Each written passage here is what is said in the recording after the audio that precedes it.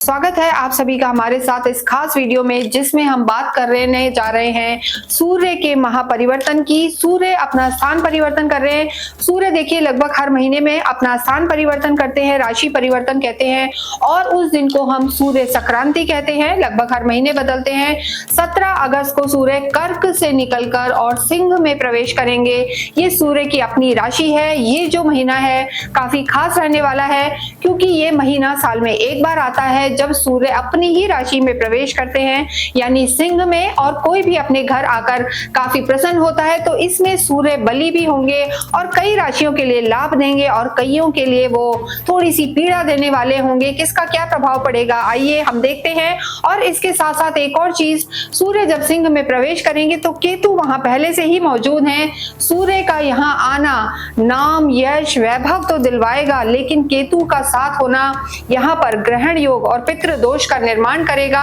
और ये जो महीना है, जब भी सूर्य सिंह राशि में कन्या में होते हैं तो श्राद्ध पक्ष भी आता है। तो जिनकी भी कुंडलियों में पितृ दोष है, उससे निजात पाने के लिए इस पूरे ही महीने आप अवश्य ही कुछ रेमेडीज करें, जो हम आपको बताएंगे, और अपने पितरों के निमित्त जरूर से दान पुण्य करें। क्या करना है किस राशि को, आइए हम देखते हैं। इस वीडियो में हम बात करेंगे कन्या राशि और कन्या लगन के लिए सूर्य का ये गोचर कैसा रहेगा। सूर्य परिवर्तित हो रहे हैं 17 अगस्त को, सिंह राशि में आएंगे। और अगर हम आपके लिए देखें तो सूर्य का जो स्थान होगा, वो जो अभी तक आपके लाभ में थे 17 अगस्त से और 17 सितंबर तक आपके 12th हाउस में आ जाएंगे, त्रिक भाव में आएंगे, तो खर्चे आपके यहाँ पर बढ़ेंगे। और इसके साथ केतु पहले ही मौजूद हैं, तो सूर्य और केतु का जो योग है ग्रहण योग बनाएगा, पितृदोष बनाएगा। और ये जो महीना है यहाँ पर श्राद्ध पक्ष भी आने वाला है। तो जितना हो आपको अपने जो पूर्वज हैं उनके लिए निमित्त जरूर कुछ करना चाहिए, और किन चीजों का ध्यान रखना चाहिए हम बताएंगे। देखिए यहाँ हम बात कर रहे हैं कन्या राशि और कन्या लगन दोनों के लिए। तो सबसे पहले हम यहाँ बात करेंगे आपके स्वास्थ्य की। सूर्य जो होते हैं हर महीने में एक बार अपना स्थान परिवर्तन करते हैं, उसे हम सूर्य संक्रांति कहते हैं। और इस समय सूर्य साल में एक वो महीना होता है जब स्व राशि में आते हैं, अपनी ही राशि में आते हैं। तो यही वो महीना है। सूर्य काफी स्ट्रांग होते हैं, लेकिन आपके लिए वो 12th हाउस में आएंगे। तो यहाँ आपको बहुत ज्यादा जरूरत है ध्यान रखने की अपने स्वास्थ्य की, क्योंकि ये जो हाउस है ये हॉस्पिटलाइजेशन का भी हाउस है, मेडिसिन का भी हाउस है।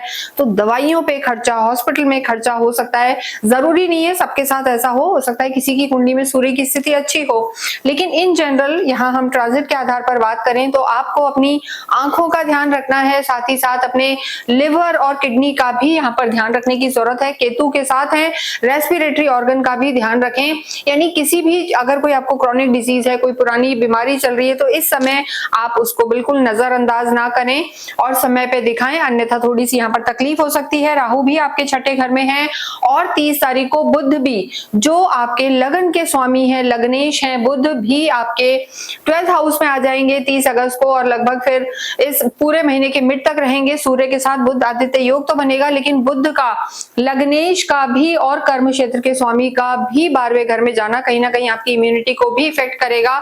तो ओवरऑल इस पूरे ही समय आपको स्वास्थ्य का ध्यान रखना है, इम्यून सिस्टम मजबूत रहे इसके लिए भी आपको ध्यान रखना है। इसके साथ ही अगर आपकी कोई क्वेरी है, आप अपनी कुंडली दिखाना चाहते हैं, तो नीचे दिए हुए नंबर्स पर संपर्क कर सकते हैं, क्योंकि खुद की कुंडली में सूर्य, बुध, केतु, राहु की स्थिति कैसी है इस पर भी बहुत कुछ डिपेंड करेगा। नेक्स्ट हम बात करेंगे आपकी लव लाइफ की। देखिए जब भी लव लाइफ की बात करते हैं तो शनि को देखते हैं। शनि से मतलब है आपके लिए शनि है, अदरवाइज काल पुरुष की कुंडली से पंचम को देखा जाता है। यहाँ आपके पंचम के लॉर्ड शनि है, जो यहीं रहने वाले हैं 2.5 साल आपके 7th हाउस में।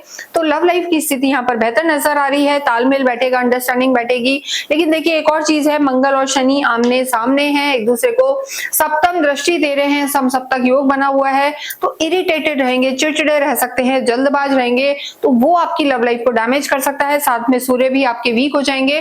तो ऐसी स्थिति में आपको आर्ग्यूमेंट्स में नहीं जाना, सामने वाले को समझना है, डाउट, शक की स्थिति नहीं करनी, ओवर पॉजिटिव नहीं होना। इस महीने आपको खास ध्यान रखना है।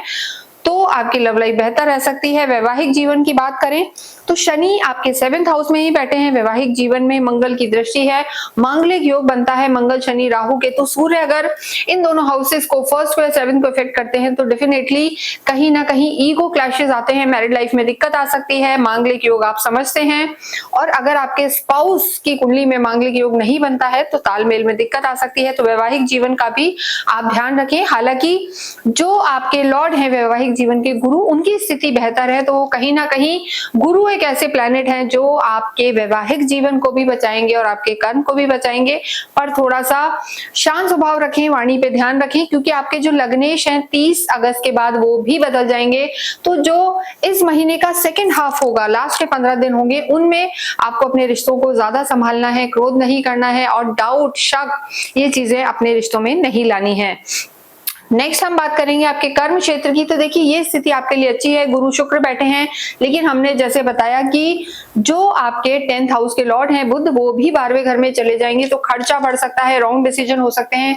लेकिन यहाँ पर एक चीज अच्छी हो सकती है कि जो आप लोग, आप में से जो भी कहीं ना कहीं विदेशों में जाके काम करना चाहते हैं, एक्सपोर्ट इम्पोर्ट का काम है, उनके लिए यहाँ पर समय लाभकारी है। लेकिन सरकारी कामों में आपको सावधानी बरतनी होगी, किसी लीगल इशू में फंस सकते हैं, तो वहां आप केयरफुल रहें। अन्यथा पीआर के लिए ट्राई कर रहे हैं तो वो भी संभावना है कि 30 तारीख के बाद आपको सफलता मिल सकती है।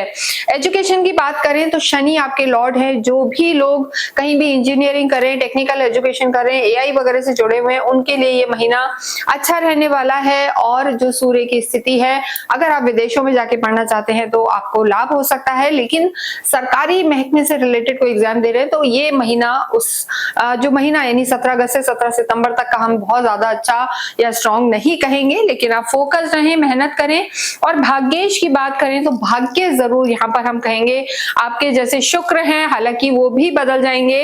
अगर हम देखें 21 तारीख को वो आपके लाभ भाव में आ जाएंगे, तो स्थितियां भाग्य की बेहतर है। भाग्य इस पूरे महीने आपका साथ देगा। 17 अगस्त से लेकर 17 सितंबर तक लाभ भाव और आपके, हम कहेंगे, डिजायर हाउस में आएगा, यानी जो आपकी मनोकामनाएं हैं वो पूरी करते हुए शुक्र यहाँ पर नजर आ रहे हैं। आध्यात्मिक आप होते हैं, और हमने कहा गुरु और शुक्र 2 प्लैनेट्स आपके लिए ऐसे हैं जो आपको लाभ दिलाएंगे। लेकिन बात करें हम सूर्य के ट्रांजिट की, तो सूर्य का ये गोचर जो आत्मविश्वास, ऑरा, मान सम्मान, प्रेस्टीज बढ़ाने वाले होते हैं, जो मार्केट में आपकी गुडविल बढ़ाते हैं, वो इस समय थोड़े से कमजोर हो जाएंगे। तो आपके लिए जरूरी है कि आप सूर्य आराधना करें, आदित्य हृदय स्त्रोत का पाठ करें, गायत्री मंत्र का जप करें और एक मुखी रुद्राक्ष अवश्य धारण करें। इससे आपका सूर्य बलवान होगा और लक्ष्मी प्राप्ति अवश्य होगी। नीचे दिए हुए नंबर पर संपर्क करके आप कुंडली भी दिखा सकते हैं, या रुद्राक्ष मंगवाना हो वो भी मंगवा सकते हैं, या फिर कोई पूजा के लिए इंक्वायरी करनी हो तो वो भी कर सकते हैं।